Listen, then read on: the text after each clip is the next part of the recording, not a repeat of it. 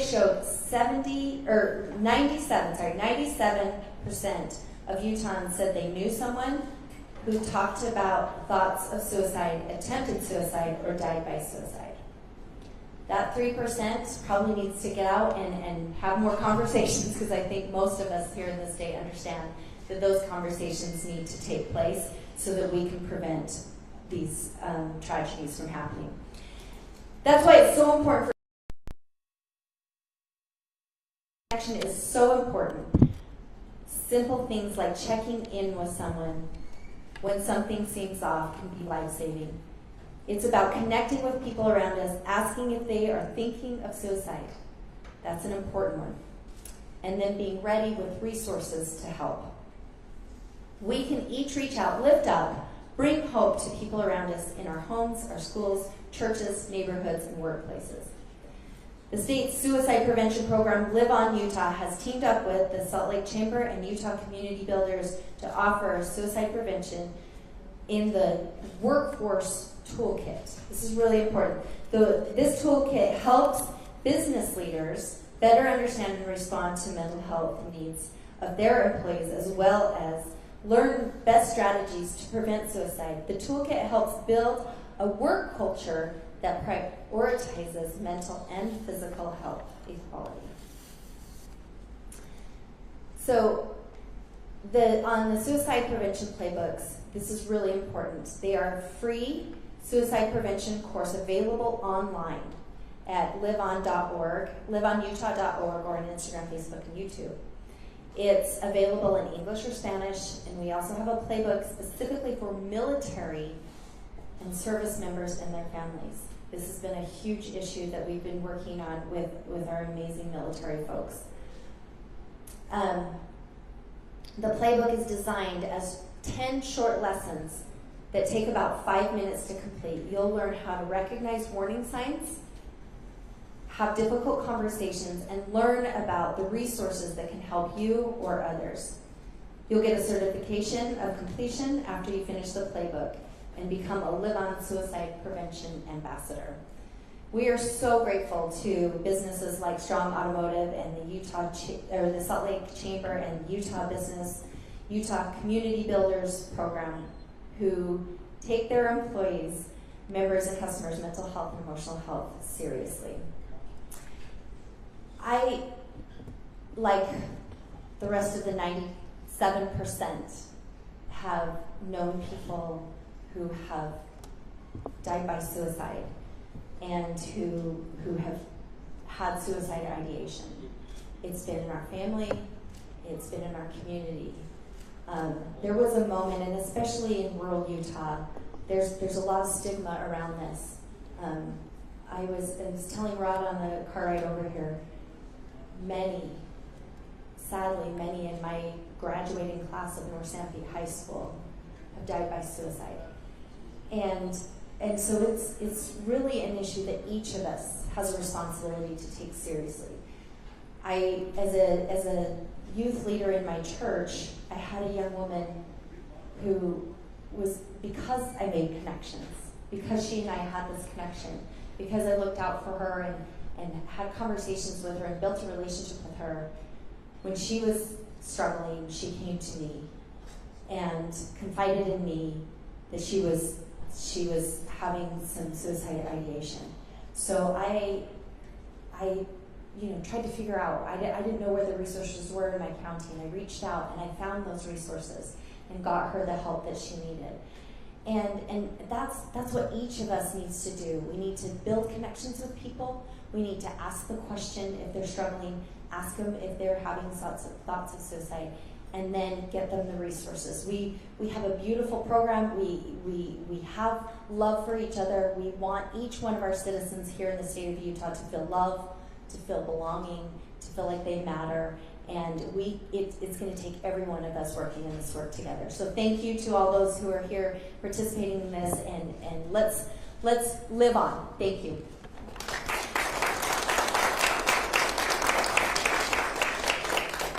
Good morning. Thank you so much, First Lady Abby Cox. I'm Tracy Gruber. I'm the Executive Director at the Utah Department of Health and Human Services. In addition to thanking the First Lady and using her voice on this very important issue, I want to thank Strong Automotive Group and iHeartRadio.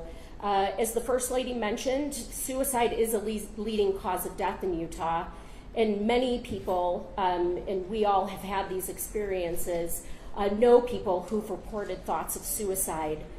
And the topic, while we've made a lot of progress, is still met largely with silence and shame and a large degree of stigma. And we need to change this narrative to one of hope and healing.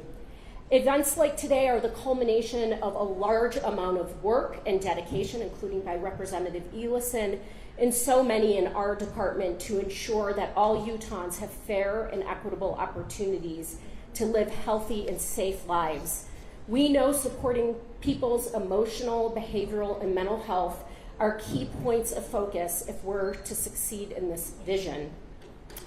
And with those investments, we're grateful to the governor, the members of the legislature, healthcare providers, community partners like Strong, and the Salt Lake Chamber of Commerce for prioritizing mental and emotional health.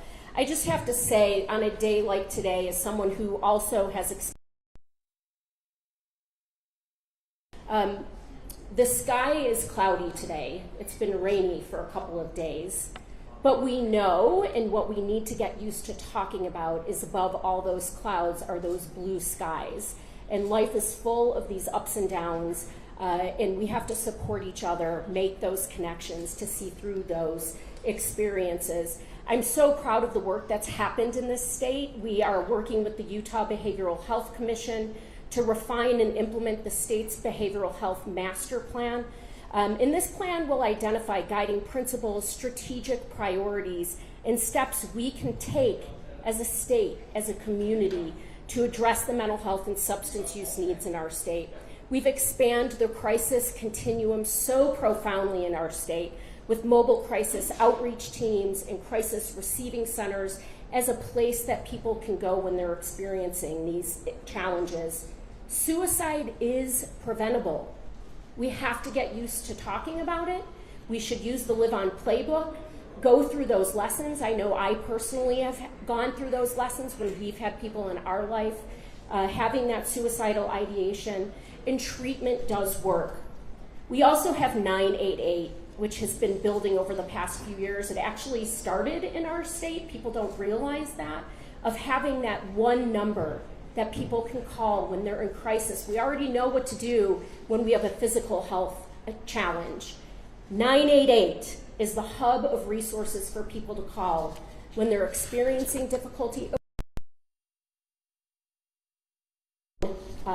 Call that number. There's somebody on the other end who's there to answer your call quickly and with the expertise needed.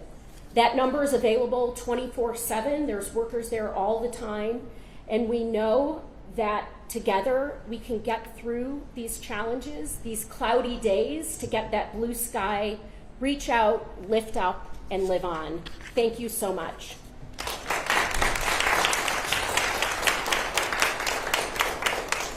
Thank you very much, Tracy. If you look out, there's a little blue in the sky, which I think is a pretty good sign. This is always dangerous to do, but I'm going to do it. He's probably not prepared to come up and make some remarks. But whenever you give the microphone to an elected official or a lawmaker, it's difficult to get him to shut up.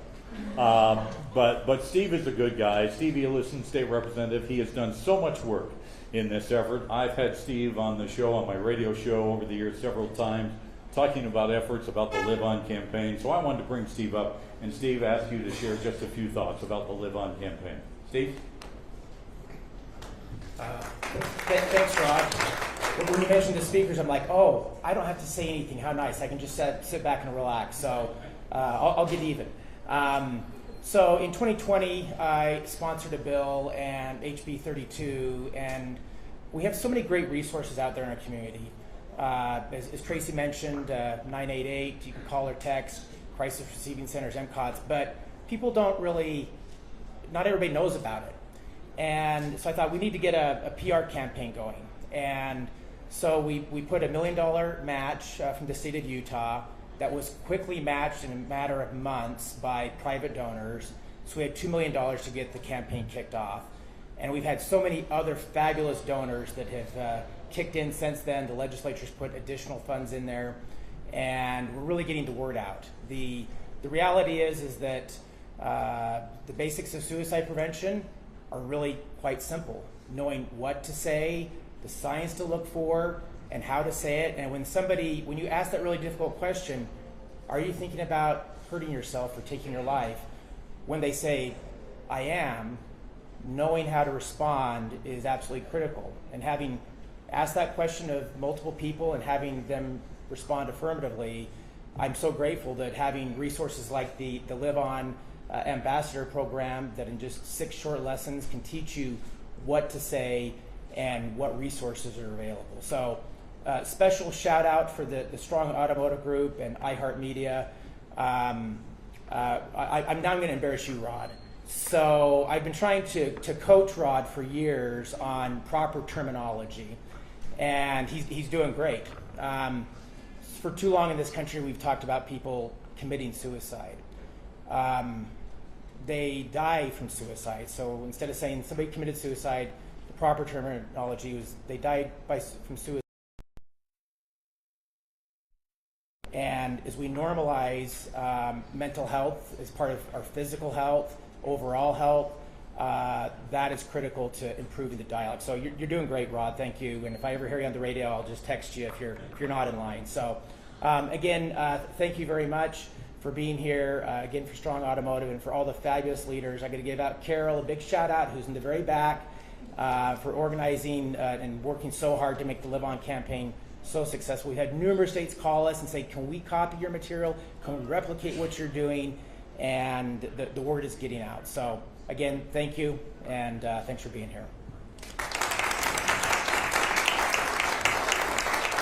And Steve is right. He's a great teacher. He's taught me that. Die by suicide. Thank you, Steve, for that and many other things. Well, we wouldn't be at Strong Auto here today without the support of the Strong Auto automotive family. I wanted to bring up Walker Strong for just a few minutes, if you would, to say a few words and their support and why they got involved in this campaign. Walker? Perfect.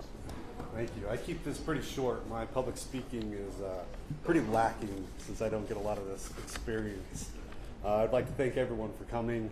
Your presence definitely means that it hits a pretty good. As everyone's pointing to me, bring the mic up. Like I said, my public speaking isn't the greatest. No experience with this. So at Strong Auto Group, we've made the promise to our team to support their mental health and ensure they have access to every suicide prevention resource available. We believe suicide is preventable, and there is hope, and there is help. We're honored to support this campaign and for everything that it does.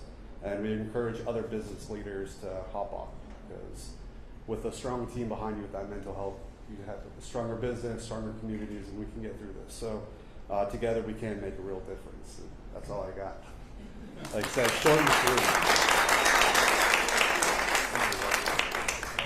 Thank you very much. Thank you. Well, thank you, everybody, for being here today. You know, Abby mentioned a few minutes ago, I bet everybody in this audience knows that of somebody who's been touched by suicide, been impacted by suicide. Abby mentioned in her own family, my own family. My father was the 13th of 15 children in his family. And he had 2 brothers who died by suicide. One who was very, very close to him. He was the 13th child. This uncle was the 12th child and died by suicide. And my father never spoke about it, never talked to us about it. It was difficult for him to share any thoughts. And I think we're overcoming that. And that's what this Live On campaign is all about. And hopefully you will continue to stress the importance of connecting with people, because I think, as they say, connection is the key to suicide prevention. Thank you very much for being here today, for your time. I wrap up my radio show every day by saying this: head up, shoulders back. May God bless you and your family, this great state of ours, and this country of ours, and continue to work hard to make a difference. Thank you for being here, and enjoy the rest of your day. Thank you.